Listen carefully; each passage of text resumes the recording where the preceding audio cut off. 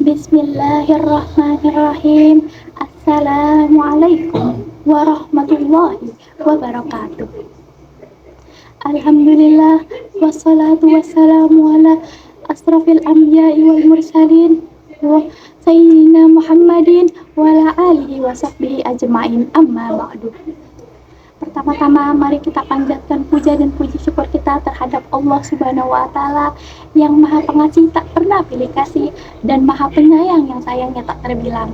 Sehingga kasih dan sayangnya inilah saya bisa menyampaikan kultum dengan tema ujian dan cobaan. Pertama-tama pasti kita pernah merasakan ujian dan cobaan dalam hidup kita. Namun kita harus tahu bahwa setiap ujian dan cobaan ialah ada hikmah di balik hal tersebut. Sesuai dengan Quran surat Al-Baqarah ayat 155. Bismillahirrahmanirrahim.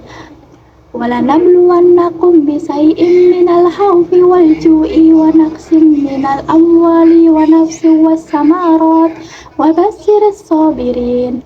Artinya, dan kami uji sedikit ketakutan, kelaparan, kekurangan harta, jiwa, dan buah-buahan, dan berilah kabar gembira kepada orang-orang yang bersabar.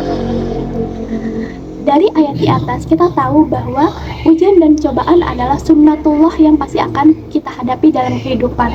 Dari ayat di atas juga ada beberapa bentuk ujian dan cobaan yang bisa kita hadapi. Yang pertama ialah ketakutan.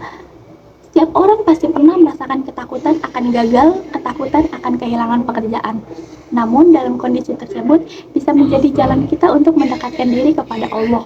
Yang kedua ialah kelaparan. Ada beberapa orang yang diuji dengan kesulitan pangan dan ekonomi. Namun dalam Islam kita diajarkan untuk bersyukur atas kecil apapun rezekinya dan tetap mencari solusi jalan keluar dengan cara yang halal. Yang ketiga ialah kekurangan harta. Setiap orang pernah merasakan kekurangan harta, kerugian, atau kesulitan finansial. Namun, harta bukanlah hal utama untuk hidup. Yang terpenting ialah keberkahan dari harta itu sendiri. Yang keempat adalah kehilangan orang tersayang. Setiap orang pasti merasa terpuruk atau merasa buruk gitu, kehilangan orang yang tersayang. Namun perlu kita ketahui bahwa setiap manusia pasti akan kembali kepada Allah, kembali kepada sisi Allah. Jadi kita sebagai orang yang diuji atau ini sebaiknya kita berdoa dan terus berbuat baik. Yang kelima ialah buah-buahan. Tidak semua setiap usaha kita membuahkan hasil yang memuaskan. Pasti ada kegagalan. Namun kita harus ketahui bahwa takdir yang Allah berikan kepada kita itu adalah yang terbaik. Nah, di ayat terakhir pun sudah dikasih tahu bahwa berikanlah kabar gembira kepada orang-orang yang sabar. Jadi, kunci utama dari ujian dan cobaan ialah sabar. Pahala besar bagi orang yang tak pernah putus asa dalam menghadapi ujian dan cobaan.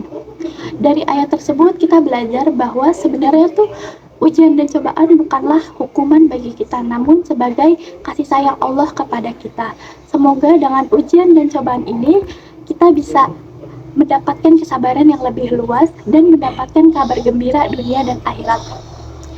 Sekian kultum singkat dari saya. Wabillahi taufiq wal hidayah. Wassalamualaikum warahmatullahi wabarakatuh.